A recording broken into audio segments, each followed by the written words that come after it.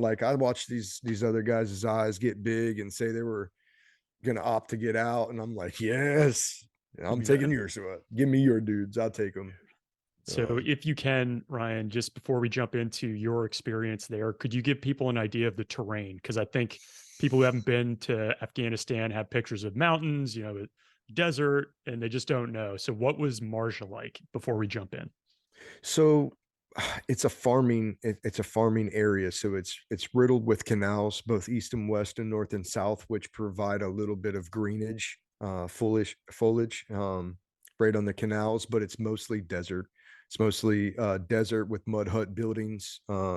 Sometimes you'd have like a city of 80 compounds, one of them named Wall from the book, all interconnected. One guy could move completely through these 80 compounds and never be seen by the outside.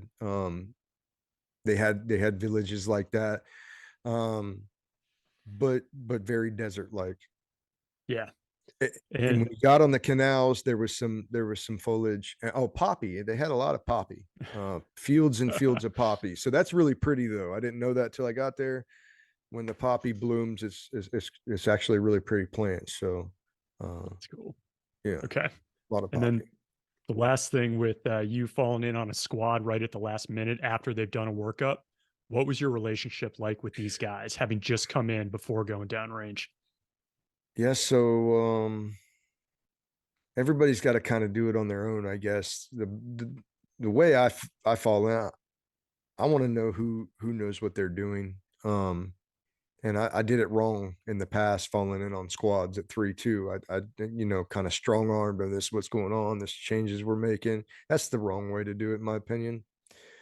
So being more experienced and having a couple squads at that point, when I fell in, I just watched. I didn't announce I was taking shit over. They'd already been through a workup, but I had combat experience, and some of them did, some of them didn't. So yeah, I had a lot of shooting experience. I was tactically sound, and proficient. But a lot of them, you know what? I got to give them a reason to trust me. They don't know me. I didn't work up with Yeah. them. Their squad leader just bailed on them, essentially.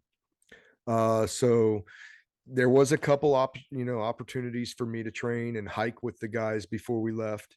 Um, and so I try to carry as much as I could carry just to show them, give them a reason to trust me. And I was always very blunt with my guys from the very beginning. I always would have an in brief, like when I first took over, like, "Hey, nothing's going to change. The squad is the squad. I'm just a person that comes in and controls the levers.